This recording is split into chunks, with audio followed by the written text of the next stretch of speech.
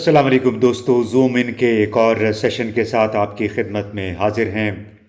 ہمارے آج کے زوم ان سیشن کا موضوع ہے کہ کیا فوج کے سابق سربراہ جنرل قمر جاوید باجوہ کی قیادت میں پاکستان کو چین کے حلقۂ اثر سے نکالنے کا جو سلسلہ شروع ہوا تھا اور وہ سفر امریکہ اور بھارت کے زیر اثر حلقے کی طرف کیا اب بھی جاری ہے اور کس رفتار کے ساتھ یہ جاری ہے، اس کا ہم آج احاطہ کرنے کی کوشش کریں گے۔ اور یہ کہ اگر یہ سفر یوں ہی جاری رہا، یعنی امریکہ بھارت کے زیر اثر حلقے کی طرف پاکستان کا سفر، تو اس کے چین اور پاکستان کے تعلقات پر کیا اثرات پڑیں گے۔ آج یعنی ہفتے کے روز 13 مئی کو اسٹاک ہولم میں ایک بڑی کانفرنس منعقد ہوئی۔ یہ تھی European Union Indo Pacific forum ministerial conference.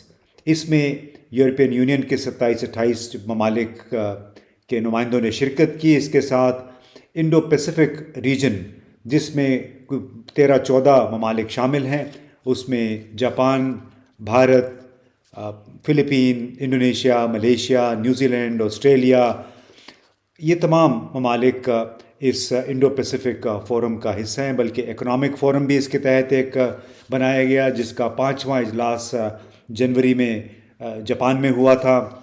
یہ ایک بہت بڑا خطہ ہے، یعنی انڈو پیسیفک ریجن، جو کہ بحیرہ ہند اور بحر الکاہل کے آس پاس جو بسنے والے ممالک ہیں ان پہ مشتمل ہے۔ اور ایک اندازے کے مطابق یہ وہ ممالک ہیں، بھارت سمیت، جو دنیا کی معیشت کا تقریباً 60% ہیں، یعنی اتنا بڑا یہ علاقہ ہے۔ اور یورپین یونین کی تقریباً 40% تجارت بھی اسی خطے کے ساتھ ہوتی ہے، انہی بڑے ممالک کے ساتھ ہوتی ہے، جس میں Bharat, Indonesia, Malaysia, Japan, Australia, New Zealand, Korea, Singapore, یہ سب ممالک اس میں شامل ہیں۔ اور مزے کی بات کیا ہے کہ اس میں آج پہلی مرتبہ پاکستان کی وزیر مملکت برائے خارجہ امور ہنا ربانی کھر نے بھی شرکت کی۔ یعنی ایک بہت بڑا قدم ہے جو پاکستان نے اٹھایا ہے انڈو پیسیفک ریجن کے ممالک سے متعلق اس کانفرنس میں شرکت کر کے۔ اب اس کی اہمیت کیا ہے؟ انڈو پیسیفک ریجن دراصل ایک ایسا انیشیٹو ہے جو امریکہ کی انڈو پیسیفک اسٹریٹجی سے عملاً اس کی کوکھ سے جنم لیا ہے۔ 2017 میں امریکی صدر ٹرمپ نے یہ انڈو پیسیفک اسٹریٹجی کا اعلان کیا، اور اس کا بنیادی مقصد چین کو نیوٹرلائز کرنا ہے۔ جتنا بھی انڈو پیسیفک ریجن ہے، اس کے آس پاس چین کے بڑھتے ہوئے اثر و نفوذ کو کاؤنٹر کرنا ہے، اس کو روکنا ہے۔ اور جنوری 2023 میں بھی جو نیشنل اسٹریٹجی بائیڈن انتظامیہ نے جاری کی ہے، اس میں بھی اس کا کلیدی ایک نقطہ ہے کہ انڈو پیسیفک ریجن میں چین کے بڑھتے ہوئے اثرات کو، اس کی بڑھتی ہوئی تجارت کو کنٹین کرنا ہے۔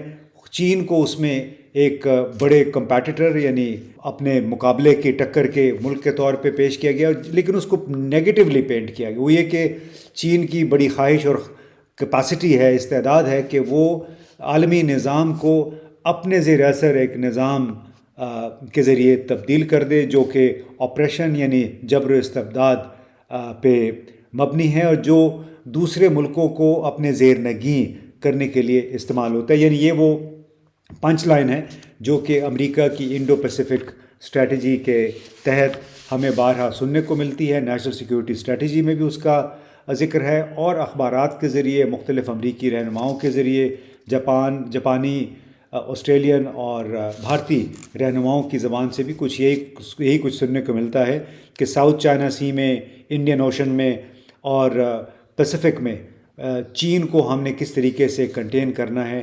تو اب یہ پہلا موقع ہے کہ پاکستان کو بھی اس میں دعوت دی گئی، اور پاکستان نے اس میں شرکت بھی کر لی، اسٹاک ہولم یعنی سویڈن کی دارالحکومت میں منعقدہ اس بڑی کانفرنس میں۔ اور اس میں میڈیا کو اجازت نہیں تھی، یہ سارا انڈور کلوز ڈور سیشن ہوا، جس میں ان ممالک نے خاص طور پہ چین اور پھر اس کے ساتھ ساتھ روس کو کنٹین کرنے کے لیے، اپنے قابو میں رکھنے کے لیے، یا ان کے گرد گھیرا تنگ کرنے کے لیے حکمت عملی پہ غور کیا۔ اب یہ ہنا ربانی کھر کی انڈو پیسیفک یورپین یونین بین الوزارتی میٹنگ ہے، اس میں شرکت کا کانٹیکس کیا ہے؟ بڑی سیدھی سی بات ہے۔ 6 مئی کو چین کے وزیر خارجہ اسلام آباد میں تھے، چن گانگ۔ انہوں نے آرمی چیف کے ساتھ بھی ملاقات کی، وزیر خارجہ سے بھی طویل مذاکرات ہوئے۔ بعد میں انہوں نے جو وزارت خارجہ میں جو بیان تھا اس میں انہوں نے پاکستان کے تمام لیڈروں کو یہ پیغام بھی دیا کہ آپ داخلی طور پہ سیاسی اتفاق رائے پیدا کریں تاکہ یا اس ملک میں استحکام پیدا ہو، اور پھر سی پیک کے تحت جو وعدہ کیا ہوا ہے چین نے، اس کے تحت جو شروع کیے گئے یا شروع ہونے والے منصوبوں کو بھرپور طریقے سے آگے بڑھایا جا سکے۔ تو ایک بڑا کلیئر پیغام تھا۔ پہلی مرتبہ چین کے کسی رہنما نے یہ پیغام کھل کے دیا پاکستانی قیادت کو، جو کہ ایک لحاظ سے اگر چین کی پہلی خارجہ پالیسی کے جو کچھ بنیادی ستون ہیں ان کے پہ جانچا جائے تو یہ مداخلت تھی پاکستان کے اندرونی معاملات میں، لیکن چین نے شاید بڑے بھائی کے طور پہ اپنی یہ ذمہ داری سمجھتے ہوئے یہ پیغام دیا۔ لیکن مزے کی بات کیا ہوئی کہ 6 مئی کو چینی وزیر خارجہ نے سیاسی اتفاق رائے برائے استحکام کا مشورہ دیا۔ 9 مئی کو عمران خان کو گرفتار کر لیا گیا، اور اگلے 2 دن میں آپ نے دیکھا کہ اسٹاک ایکسچینج میں 300 پوائنٹ سے زیادہ کی کمی ہوئی، ڈالر کی قیمت بھی 2 دن کے اندر اندر کوئی 10-12 روپے کے قریب بڑھ گئی، اور بہت سارا اندرونی طور پہ نقصان ہوا کیونکہ انٹرنیٹ سروسز بند کر دی گئی تھیں، اور اس کے ذریعے جتنا بھی بینکنگ ٹرانزیکشنز ہوتی ہیں وہ بھی چونکہ انٹرنیٹ کے ذریعے ہوتی ہیں، لہٰذا بتایا جاتا ہے کہ 3 دن کے دوران پاکستان کو انٹرنیٹ سروسز بند ہونے کی وجہ سے 15 سے 20 ارب روپے کا نقصان ہوا۔